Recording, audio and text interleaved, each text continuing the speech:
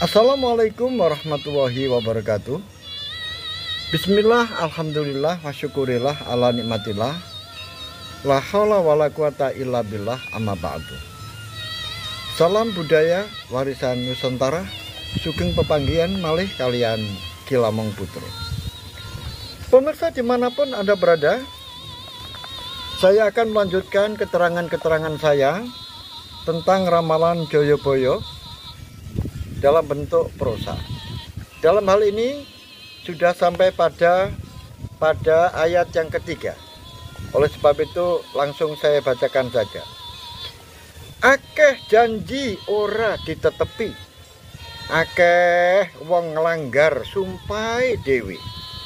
Manungsa padha seneng nyalah, tan nindakake hukume Allah. Barang jahat diangkat-angkat, barang suci dibenci-benci. Pemirsa dimanapun Anda berada, apa ini yang dimaksudkan oleh pengarangnya? Yaitu Raden Ngabehi Ronggo Warsito. Akeh janji ora ditetepi, kalau diartikan adalah banyak janji-janji yang tidak ditepati. Kemudian akeh wong nglanggar sumpahe dhewe. Kalau mereka itu tidak menepati janjinya, mungkin pada suatu itu dia melakukan sumpah, maka dia tidak menepati sumpahnya sendiri. Manungso podo seneng nyalah, artinya sesama manusia suka saling menyalahkan. Tan nindakake hukume Allah, mereka tidak melaksanakan hukum-hukum kitab sucinya Allah. Barang jahat diangkat-angkat, barang yang jahat malah dijunjung-junjung tinggi. Barang suci dibenci-benci, artinya barang yang suci malah dihindari bahkan dibenci. Pemirsa dimanapun Anda berada, arahnya kemana Raden Ngabehi Ronggo Warsito ini? Ini menurut tafsir yang saya pahami atau saya menafsirkan adalah yang dimaksudkan oleh pengarangnya, yaitu Raden Ngabehi Ronggo Warsito ini adalah bahwa setelah Indonesia mengalami sebuah ujian nasional, yaitu terjadinya pergolakan politik tahun 1965, sehingga terjadi tragedi nasional, yaitu sebuah keadaan di mana hukum sudah tidak berlaku saat itu.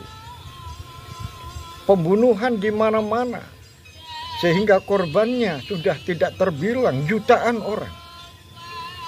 Nah, setelah itu terjadi, maka terbitlah sebuah TAP MPRS nomor 9 tahun 1966. Akhirnya terpilihlah Jenderal Soeharto sebagai pengemban MPRS tahun 1966. Artinya adalah Jenderal Soeharto kemudian dipilih oleh MPRS untuk melanjutkan pemerintahan. Kemudian disusul tahun 1967, tepatnya adalah yaitu pada tanggal 20 Februari 1967, di mana Insinyur Soekarno, Presiden Republik Indonesia saat itu, memberikan sebuah pengumuman untuk menyerahkan kekuasaannya kepada pengemban MPRS nomor 9 tahun 1966, yaitu Jenderal Soeharto, untuk melakukan pemerintahan, memegang pemerintahan di negara Republik Indonesia ini. Pemirsa dimanapun Anda berada, Sebagai seorang Soeharto saat itu, sebagai pengemban mandataris MPRS 1966, maka tentu saja perlu mengadakan konsolidasi, melakukan koordinasi bagaimana caranya agar negara ini bisa berjalan dengan baik. Karena setelah terjadi peristiwa berdarah tahun 65 dan pemerintahan Orde Baru mulai tumbuh dan tumbangnya pemerintahan Orde Lama, maka tentu saja Soeharto dibebani sebuah pemikiran-pemikiran yang pelik. Karena hutang-hutang luar negeri negara Indonesia menumpuk banyak. Oleh sebab itu, di dalam keadaan seperti itu, akhirnya diadakan sebuah konsolidasi yang mana Jenderal Soeharto mengumpulkan para tokoh untuk membicarakan berbagai macam soal dalam hal bagaimana caranya supaya Indonesia ini bisa berjalan dengan baik. Pemirsa dimanapun Anda berada, yang jelas adalah bangsa Indonesia saat itu yang dipimpin oleh Soeharto di awal-awal pemerintahannya membutuhkan banyak uang, membutuhkan banyak modal untuk membiayai pemerintahan dan untuk menghidupi masyarakat Indonesia. Akhirnya pemirsa dimanapun Anda berada, Indonesia di samping harus membayar hutang, akhirnya diadakanlah pendekatan-pendekatan kepada negara-negara Jepang dan negara-negara Eropa untuk mencari dana-dana yang datang dari luar negeri. Pemirsa dimanapun Anda berada, akhirnya kita kenal yang disebut dengan Paris Club, kemudian Tokyo Club, dan akhirnya melahirkan IGGI, yaitu sebuah kelompok atau grup untuk membantu negara Indonesia, yaitu Intergovernmental Group for Indonesia. Kemudian dengan pertemuan-pertemuan dengan negara Jepang dan negara-negara Eropa, akhirnya Indonesia bisa mendapatkan donor keuangan dari negara-negara Barat dan negara Jepang. Kemudian juga disusul dengan Indonesia juga bekerja dengan bank-bank dunia. Ada IDRD, International Bank Reconstruction and Development, kemudian Bank Dunia, kemudian ada IMF, International Monetary Fund, dan ada lagi, ada IDA, ada ADB, dan sebagainya. Semuanya itu dirangkul oleh Jenderal Soeharto untuk bagaimana caranya supaya uang-uang dari luar negeri itu bisa mengalir ke negara Indonesia, tentunya untuk membiayai dan untuk menghidupi masyarakat Indonesia. Pemirsa dimanapun Anda berada, akhirnya juga terjadi kesepakatan-kesepakatan yang sifatnya politis. Karena Soeharto juga mendapatkan tugas, yaitu mengamankan pemerintahan negara dan juga diberikan tugas untuk mempersiapkan pemilu tahun 1971. Oleh sebab itu, pemirsa dimanapun Anda berada, langkah-langkah Soeharto untuk dalam bidang politik akhirnya lahirlah, yaitu Kepres nomor 43 tentang organisasi peserta pemilu, yaitu yang lahir pada tanggal 23 Mei 1970 untuk mempersiapkan pemilu tahun 71. Maka ada 9 partai yang diperbolehkan untuk mengikuti pemilu, dan ditambah dengan 1 yaitu Sekber Golkar. Oleh sebab itu 9 partai itu antara lain adalah IPKI, yaitu Ikatan Pendukung Kemerdekaan Indonesia. Kemudian yang kedua Murba, yang ketiga Nahdlatul Ulama, NU. Kemudian ada Partai Islam, Persatuan Tarbiyah Islam. Ada Partai Katolik, ada Perkindo, Partai Kristen Indonesia. Ada Permum, yaitu Partai Muslimin Indonesia. Ada PNI, Partai Nasional Indonesia. Yang ke-9 Partai Serikat Islam Indonesia atau PSII. Kemudian yang ke-10 adalah Sekber Golkar. Pemirsa dimanapun Anda berada, itulah bagaimana tentu saja di dalam pergolakan politik ini akhirnya pada tanggal 3 Juli 1971 terjadilah yaitu pemilu yang pertama setelah pemerintahan Orde Baru berjalan. Pemirsa dimanapun Anda berada, pemilu tentu saja banyak janji-janji yang dilontarkan oleh para kontestan peserta pemilu. 10 partai melakukan janji-janji politik kepada rakyatnya. Tentu saja janji-janji itu banyak yang diingkari, banyak yang tidak ditepati.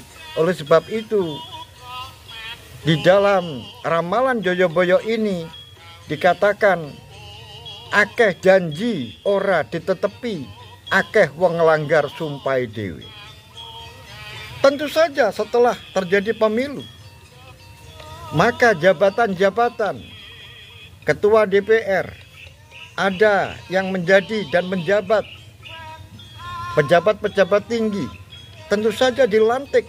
Ketika dilantik, mereka itu pasti melakukan sumpah, yaitu sumpah jabatan. Tetapi bagaimana setelah menjabat? Mereka banyak yang melanggar sumpahnya sendiri. Oleh sebab itu di sini disebutkan akeh wong nglanggar sumpahe dhewe. Pemirsa dimanapun Anda berada, dilanjutkan manungso podo seneng nyalah. Apa ini maksudnya? Maksudnya adalah setelah pemerintahan ini berjalan, maka dicanangkanlah sebuah rencana pembangunan 5 tahun, yang mana kemudian modal asing banyak yang masuk ke negara Indonesia. Tentu saja modal-modal itu dengan ketentuan-ketentuan membayar hutang dan berbunga. Tentu saja dengan hutang dan bunga yang lunak. Maka pada tanggal 10 Januari 1970 maka ditetapkan PMA, yaitu penanaman modal asing, yang mana sebelumnya dibentuk yaitu BPMA, Badan Pertimbangan Penanaman Modal Asing, dan kemudian terbentuklah tanggal 13 Juli 1968 lahir Undang-Undang Nomor 6 1968, yaitu tentang penanaman modal asing. Akhirnya modal asing ini banyak yang masuk ke Indonesia, terutama yang berasal dari Tokyo, yang berasal dari Jepang, dan juga modal-modal asing yang datang dari IGGI, dari Paris Club. Negara-negara Eropa banyak yang menanamkan modal ke Indonesia, tetapi banyak yang menanam modal itu adalah orang-orang Jepang. Pemirsa dimanapun Anda berada, akhirnya janji pemerintah untuk melaksanakan sebuah pembangunan-pembangunan yang tertata dengan baik, kemudian berjanji untuk mensejahterakan kehidupan masyarakat yang tentu saja secara bertahap. Tetapi sayang, diindikasikan oleh para mahasiswa dan para cendekiawan pada waktu itu bahwa di akhir Repelita yang pertama, yaitu tahun 74, Repelita ini banyak terjadi penyimpangan-penyimpangan. Oleh sebab itu, pemirsa dimanapun Anda berada, sebuah peristiwa terjadi. Oleh sebab itu, di sini disebutkan, yaitu manungso podo seneng nyalah. Ini mengindikasikan bahwa terjadi kritikan-kritikan terhadap pemerintah. Terjadi sebuah masukan-masukan yang ditujukan kepada pemerintah yang mana karena seakan-akan Jepang ini mendapatkan privilege yang lebih daripada negara-negara yang lain, memanjakan Jepang untuk memasukkan modalnya ke negara Indonesia, sehingga orang-orang Jepang banyak masuk ke Indonesia. Investor-investor Jepang banyak yang masuk ke Indonesia, dan begitu sombongnya mereka itu di hadapan bangsa Indonesia, karena seakan-akan bangsa Indonesia itu dihidupi oleh Jepang. Oleh sebab itu, kritikan-kritikan terhadap pemerintah oleh para mahasiswa dan para cendekiawan, para dosen-dosen yang ada di perguruan tinggi, akhirnya apa yang terjadi? Yaitu diindikasikan banyak penyimpangan dalam bidang kebijaksanaan politik, ekonomi, dan banyak orang-orang Cina yang terlalu diberikan kekuasaan sehingga seakan-akan orang Cina ini menjadi tuan-tuan di negeri kita. Oleh sebab itu terjadi cukongisme di Bulog. Orang-orang Cina ini seakan-akan menguasai perekonomian yang ada di Indonesia.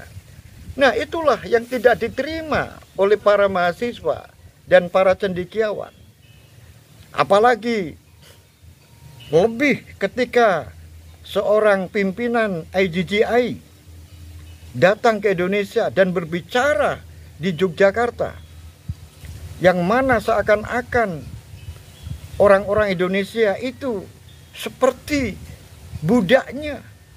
Seakan-akan IGGI ini sebagai tuan besar yang menguasai rakyat Indonesia, yang menguasai pemimpin-pemimpin Indonesia, karena mereka yang memberikan modal kepada negara Indonesia. Ini yang menjadikan sakit hati para mahasiswa dan para cendekiawan saat itu. Akhirnya terjadilah demo besar-besaran saat datangnya kunjungan Perdana Menteri Jepang, yaitu Kakue Tanaka, ke Jakarta. Terjadi kerusuhan yang luar biasa, dan kerusuhan itu dikenal dengan sebutan Malari, yaitu Malapetaka 7 Januari, tepatnya pada tanggal 7 Januari 1974. Pemirsa dimanapun Anda berada, inilah akhirnya apa yang disebutkan tan nindaake hukume Allah. Jadi mereka itu lupa dengan hukum-hukum Allah. Mereka lupa dengan pedoman-pedoman yang telah diturunkan melalui Al-Quran. Mereka itu lupa bahwa Al-Quran itu adalah sebagai pedoman. Sehingga mereka itu banyak yang menyalahi hukum-hukum Allah. Apa itu haram, apa itu halal, apa itu sudah dilupakan seakan-akan seperti itu. Sehingga menghalalkan semua cara. Pemirsa dimanapun Anda berada, dilanjutkan.